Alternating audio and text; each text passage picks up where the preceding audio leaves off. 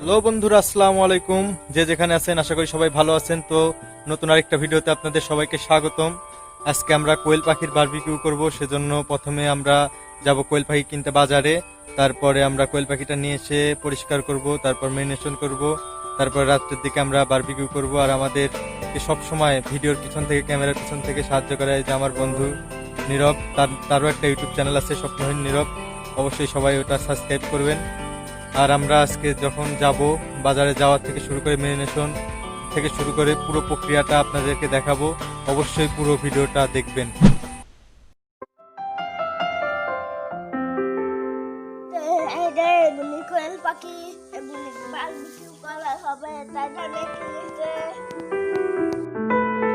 দেখতে পাচ্ছেন আমরা এখন ম্যারিনেশন করতেছি কোয়েল পাখি।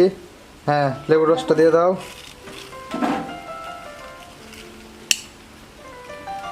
এবারে যে মশলা দেখতে পাচ্ছেন, এই মশলাতে আছে এটা লবণ, মরিচের গুঁড়া, হলুদের গুঁড়া, গরম মশলা, আর হচ্ছে কালো মরিচের গুঁড়া। এই যে এটা হচ্ছে জিরার ভাজা জিরার গুঁড়া, এটা রসুন বাটা, এটা হচ্ছে আদা বাটা, ধনিয়া, তারপরে এটা হচ্ছে কাবাব মশলা, বারবিকিউ মশলা। সকল মশলা দিয়ে সুন্দর করে মাখানো হচ্ছে যেন মাংসের সব জায়গায় মশলাগুলো সুন্দরভাবে প্রবেশ করতে পারে। মশলা মাখিয়ে রেখে দেব 1 ঘন্টা, তারপরে পরিমাণ মতো তেল দিয়ে আবার মাখিয়ে 3-4 ঘন্টা ম্যারিনেট করে রাখবো। আর মশলার নামগুলো ও পরিমাণ ডেসক্রিপশন বক্সে দেওয়া থাকবে। আজকেও কয়লাতে আগুন জ্বালাতে ও অন্যান্য সকল কাজে সাহায্য করছে আমার ছোট ভাই মৃদুল।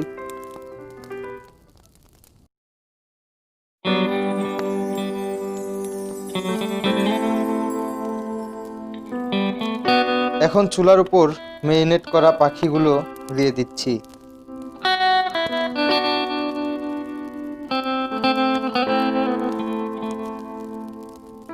এই মশলাগুলো ব্রাশ দিয়ে মাঝে মাঝে উপরে ব্রাশ করে দিচ্ছি।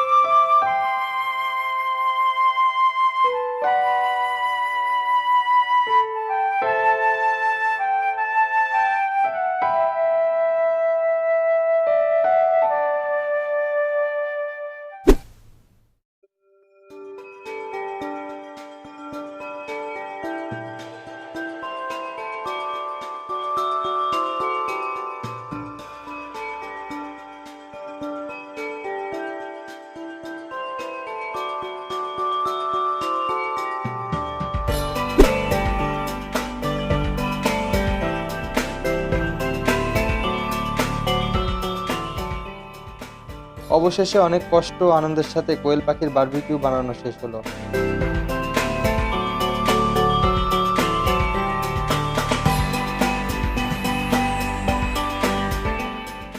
এখন আমি কোয়েল পাখিটা ভাঙতেছি। অনেক সুন্দর মশমশা হয়েছে, একদম ভাজা মাছের মতো। দেখি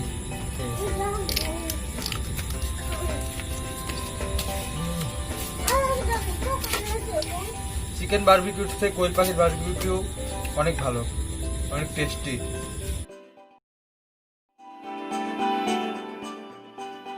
তো ভিউয়ার্স, আজকের ভিডিওটা যদি ভালো লাগে অবশ্যই একটা লাইক দিবেন, কমেন্ট করে আপনার মতামত জানাবেন আর সাবস্ক্রাইব করতে ভুলবেন না।